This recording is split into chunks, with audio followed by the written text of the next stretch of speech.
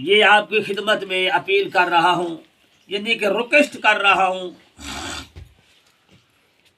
کہ الحمدللہ کچھ عرصہ ہوا ہے مجھے مدرسہ کا کام، دین کا کام کرتے ہوئے۔ یہ دین اللہ کا کام ہے، قرآن پاک اللہ کی کلام ہے، اس کو پڑھنا اور پڑھانا بہت بڑا ثواب ہے، اور اس کے جو معاونت کرتے ہیں لوگ، اللہ تعالیٰ ان کو بھی اس کا بہت بڑا اجر و ثواب عطا فرمائیں گے۔ کچھ عرصے سے میرے مخالف ہیں حضرت سجاد الرحمان صاحب، جو کہ ہمارے بستی اللہ بخش کے ہیں۔ کچھ عرصے سے وہ ٹیکسلے میں خطیب امام ہیں، ان کا گھر بھی وہاں ہے، اور وہ مجھے گئے بگئے دھمکی شمکی دے دیتے ہیں قتل کی۔ تو اس لیے میرے پاس کافی حضرات آئے ہیں الحمدللہ، جنہوں نے مدرسہ بھی دیکھا ہے، اور وہ میرے مدرسے میں بیان بھی کر گئے ہیں، میرے مدرسے میں دیکھا ہے انہوں نے۔ اس لیے میں آپ کی خدمت میں یہ ثبوت کے طور پہ میں سب ساتھی کو یہ دکھا رہا ہوں۔ یہ غریب مدرسہ بھی ہے، زیر تعمیر بھی ہے، اور بچوں کی بھی الحمدللہ تعلیم کا سلسلہ بھی ہے۔ میں نے اس سے بہت کہا، بھائی میرے ساتھ تو تعاون نہیں کرتا تو نہ کر، پر بات یہ ہے میرے مدرسے کی مخالفت بھی نہ کر۔ اور اس لیے کچھ حضرات کے میں نے نام لکھے ہوئے ہیں، جو حضرات میرے پاس آئے تھے، جنہوں نے میرے مدرسے میں بیان بھی کر کے گئے ہیں۔ ان میں سے پہلے ہمارے جو استاد تھے امام انقلاب حضرت علامہ احمد سعید خان صاحب رحمۃ اللہ تعالی علیہ، اور پہلا افتتاحی ان کا بیان ہوا تھا میرے مدرسے میں۔ اور دوسرا مولانا اللہ بخش توحیدی صاحب تھے، جو کہ مولانا سجاد الرحمان صاحب جانتے ہیں، اور مولانا سجاد الرحمان صاحب میرے استاد بھی ہیں۔ میں کچھ 2-4 جمعے ابتدائی ان کے پاس پڑھے تھے۔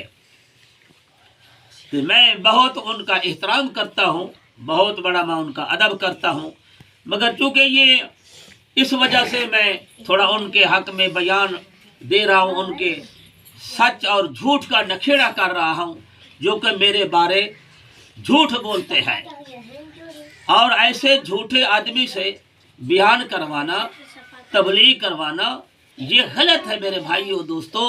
اللہ کے پاک رسول صلی اللہ علیہ وسلم کی حدیث پاک ہے، ایک عورت بچے کو لے کر آئی، بچہ وہ گڑ زیادہ کھاتا تھا، اور آپ بی بی کے ذہن میں بات ہے کہ اللہ کے پاک رسول کی خدمت میں لے جاؤں، اور اللہ کے پاک رسول اس کو دم کریں گے یا کوئی اور بات کہیں گے، بچہ میرا گڑ نہیں کھائے گا۔ تو اسی لیے وہ بی بی لے کر آئی، تو آپ نے آنے کا مطلب بتایا اللہ کے پاک پیغمبر حضرت سیدنا محمد الرسول اللہ صلی اللہ تعالی علیہ وسلم کو۔ تو آپ نے فرمایا بی بی کل آنی، تو کل پھر بی بی اپنے بچے کو بھی لے آئی، آپ بھی خدمت میں حاضر ہوئی آپ علیہ السلام کی۔ تو آپ علیہ السلام نے بچے کے سر پر ہاتھ پھیرا اور کہا بچہ آگے گڑ نہیں کھانا۔ تو اس بی بی صاحبہ نے اللہ کے پاک رسول صلی اللہ علیہ وسلم کے سامنے گزارش کی، یا رسول اللہ یہ جملہ آپ کل فرما دیتے۔ تو آپ نے فرمایا بی بی کل ہم نے خود گڑ کھایا ہوا تھا، اللہ کے پاک رسول صلی اللہ علیہ وسلم نے فرمایا اس بی بی کو، اس لیے آج میں نے گڑ نہیں کھایا اور بچے کو تلقین کی ہے۔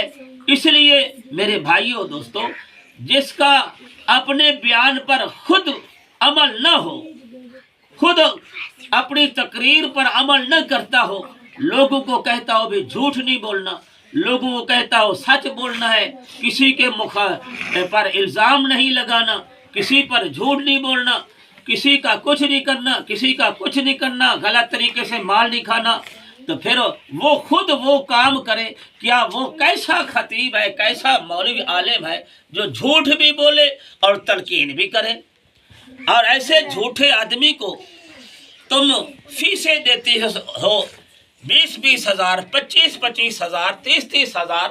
تو بھائیو یہ آپ کا 20-30 ہزار دینا, 50-50 ہزار دینا, فیس دینا, اس کا تعاون کرنا, یہ ناجائز ہے. یہ آپ کا کسی کھاتے میں نہیں لگتا. تم تو کہتے ہو ہمیں قرآن سنا جاتے ہیں, یہ کر جاتے ہیں. بھائی عمل کا ہونا بھی ضروری ہے. وہ کسی نے کہا تھا عمل سے زندگی بنتی ہے, جنت بھی جہنم بھی. یہ خاکی اپنی فطرت میں نہ نوری ہے نہ ناری.